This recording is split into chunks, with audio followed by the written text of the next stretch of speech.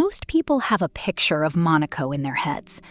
The casino above the harbor, the superyachts, the Formula One cars threading through streets too narrow for them. The image of it as a place where the world's wealthy go to be seen.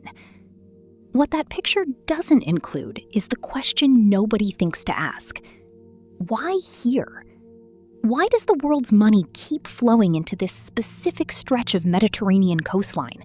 A country smaller than New York's Central Park, with no farmland, no natural resources, and a population of just 38,000 people crammed into 2 square kilometers. Farlamp. If you arrive in Monaco by sea, the first thing you notice isn't the casino or the palace on the hill.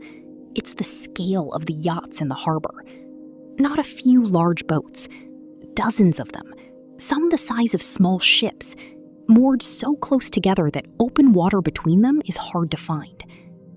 Come in by road and it's the cars, Ferraris and Bugattis at every turn, multi-story car parks that look more like showrooms, streets that were clearly not designed for vehicles this wide.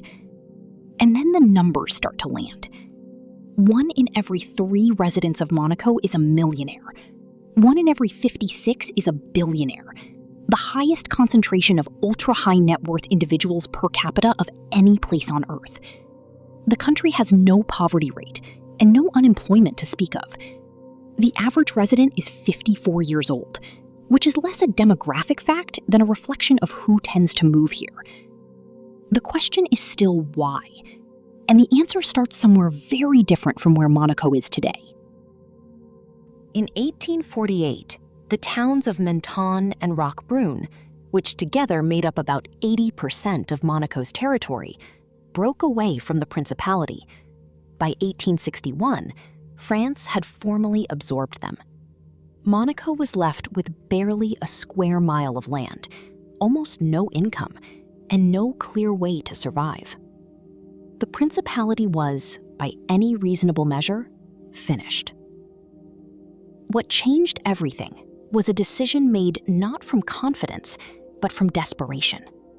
Prince Charles III, ruling a country with almost nothing left, looked at what Monaco still had: a beautiful stretch of coastline, a mild climate, and wealthy Europeans who could now reach the area by train. In 1863, he built a casino, the Monte Carlo Casino, designed specifically to attract the richest visitors in Europe at a moment when gambling was banned or heavily restricted across much of the continent. It worked almost immediately. The wealthy came. The money came with them.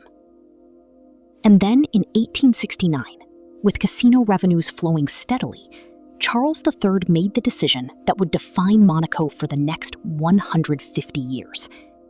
He abolished personal income tax, completely, for all residents. A country with almost nothing had just made itself, on paper, one of the most attractive places in the world to hold wealth. What started as survival had become something else entirely. The effect built slowly, and then didn't stop. Wealthy Europeans began relocating to protect their fortunes. Business owners established residency. Athletes at the peak of their earning years moved there. Formula One drivers, tennis players, entrepreneurs from across the world. Each wave of wealthy arrivals made Monaco more desirable for the next.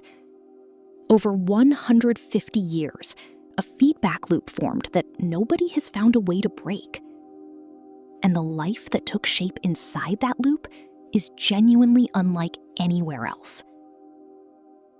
The Formula One Grand Prix, one of the most famous sporting events on Earth, doesn't take place on a purpose-built circuit. It runs through Monaco's actual streets, the same roads people drive to dinner on, the same corners you walk past on an ordinary morning. For a few days every year, the entire principality becomes a racetrack, and residents watch the race from their own balconies while the cars pass below. There is also a detail that tends to stop people when they hear it.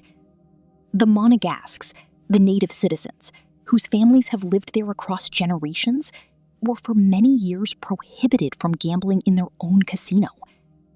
The building that saved their country and made their tax-free life possible was built entirely for outsiders.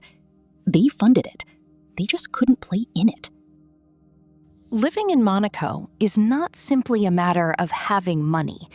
It is a matter of having enough of it. $1 million buys approximately 205 square feet in Monaco today, roughly the size of a small hotel room. A 2 or 3 bedroom apartment costs somewhere between 10 and 30 million, depending on the floor and what you can see from it. Even for the wealthy, Monaco is expensive. For everyone else, the hotel staff, the chefs, the people who park the cars and cook the food and keep the city running, living there is essentially not an option. They commute in from France every morning. They cross a border to go to work.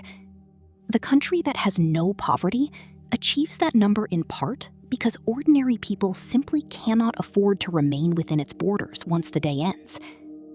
And then there is something about Monaco that most people have never heard. It ran out of land. A country that desirable, with that level of demand to live in it, eventually hit its physical limit. Every available meter of ground was already developed and priced beyond what most of the world will ever see. There was nowhere left to build. So Monaco started building new land. For over 100 years, the principality has been extending itself into the Mediterranean Sea, engineering concrete platforms, lowering them into the water, and constructing entire districts on top of them. Today, roughly a quarter of Monaco's total land area did not exist naturally. It was manufactured. The Fontvieille district, a full neighborhood with roads and buildings and people living in it, was built this way in the 1970s. The most recent project, called Mariterra, added new residences and public parks to the Principality's edge just recently. Built into the sea, sold at Monaco prices. A country so in demand that when it ran out of itself, it simply made more. The title of this video calls Monaco the city where billionaires hide their money. But standing above that harbor, watching the yachts and the Ferraris and the Grand Prix barriers going up in the streets, hiding isn't quite the word. Nothing here is concealed. The wealth is completely visible. Every superyacht is registered to someone. Every penthouse has a name attached to the deed. Monaco is one of the most scrutinized financial jurisdictions in Europe, and has been sharing account information with tax authorities internationally since 2017. What Monaco offers isn't secrecy, it's structure, a legal framework put in place over 150 years ago by a prince who had almost nothing left to lose that made this the most financially protected place on earth to hold what you have. The fact that it happens to sit on the most beautiful stretch of Mediterranean coastline in Europe is almost incidental. People don't come to Monaco to disappear. They come because Monaco made it worth staying. And when it ran out of room for everyone who wanted in, it didn't close the door. It built more land and opened another one.